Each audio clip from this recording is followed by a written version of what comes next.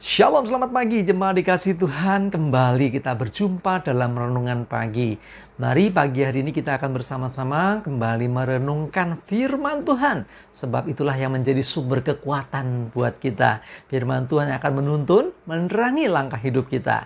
Mari sebelumnya kita akan berdoa terlebih dahulu.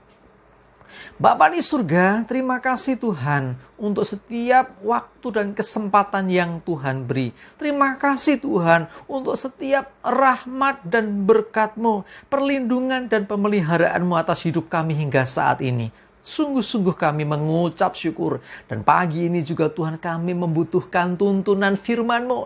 Mari Tuhan singkapkan dan nyatakan firman-Mu. Nyatakan kebenaran firman-Mu atas setiap kami. Dan urapi kami semua sehingga bisa menangkap pesan Tuhan dan juga melakukan dalam hidup kami. Terima kasih di dalam nama Tuhan Yesus. Kami bersyukur dan berdoa. Amin. Mari jemaat dikasih Tuhan, kita buka kitab kita. Amsal 4 ayat 23. Amsal 4 ayat 23. Saya bacakan. Jagalah hatimu dengan segala kewaspadaan, karena dari situlah terpancar kehidupan. Pesan firman Tuhan luar biasa supaya kita hati-hati dalam menjaga hati. Karena hati ini mudah sekali untuk diisi segala macam hal, baik yang positif ataupun yang negatif. Hati-hati jangan sampai segala yang negatif itu singgah atau bahkan tersimpan dalam hati kita. Apa saja sih yang negatif? Ya ada rasa benci, kecewa, ya, iri hati. Iri hati itu gimana toh? Iri hati itu susah lihat orang senang, senang lihat orang susah. Nah, itu iri hati. Ya, ada juga mungkin dendam, kepahitan. Hati-hati, jangan simpan semuanya itu. Buang. Karena apa? Akan terpancar keluar apa yang ada dalam hati kita. Bahkan firman-Nya juga mengatakan apa yang keluar dari mulut pun juga meluap dari hati. Karena itu jaga betul hati kita. Isi dengan hal-hal yang positif. Isi dengan firman Tuhan. Sehingga yang keluar nantinya misalkan dalam kondisi tertekan, dalam kondisi sedang dalam beban berat, dalam pergumulan, tetap yang keluar akan yang positif. Karena isinya positif. Tapi kalau isinya hal-hal yang buruk, yang keluar pasti juga buruk. Kadang-kadang ada sumpah serapah, kutuk itu keluar. Karena apa? Ya hatinya penuh dengan itu. Kita bisa melihat orang-orang yang hatinya penuh dengan damai sejahtera, penuh dengan firman, diisi dengan hal-hal yang baik, pasti nanti keluarnya hal baik. Tapi kalau isinya itu sudah sampah-sampah seperti yang saya sebutkan tadi, nanti yang keluar maki-makian, orang Jawa bilang misuh-misuh. Ya. Jadi karena ya isinya seperti itu, ya nggak bisa mengeluarkan yang baik. Ya, kadang-kadang kita mendapati orang kok dengan gampangnya calcul ya mengeluarkan kata-kata negatif karena ya isi hatinya itu. Ya, jaga hati kita ya karena Tuhan melihat hati kita loh. Coba lihat 1 Samuel 16 ayat yang ke-7. Saya bacakan. Tetapi berfirmanlah Tuhan kepada Samuel, janganlah pandang parasnya atau perawakannya yang tinggi, sebab aku telah menolaknya. Bukan yang dilihat manusia yang dilihat Allah.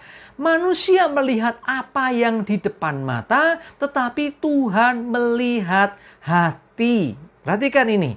Jadi pada waktu itu Samuel diutus Tuhan ke tempatnya Isai, lalu anak-anaknya suruh ya lewat di depan Samuel satu persatu. Saat dilihat, wah anaknya yang ini satu persatu tuh dilihatnya, wah perawakannya oke, besar, tinggi gitu ya. Ya, pantas ini jadi raja. Tetapi apa Tuhan berfirman? Jangan pandang parasnya, jangan lihat perawakannya yang tinggi. Aku menolak yang itu, sebab aku melihat apa? Hati. Bukan yang dilihat manusia, yang dipilih Tuhan, tetapi apa yang tersembunyi yaitu hatinya.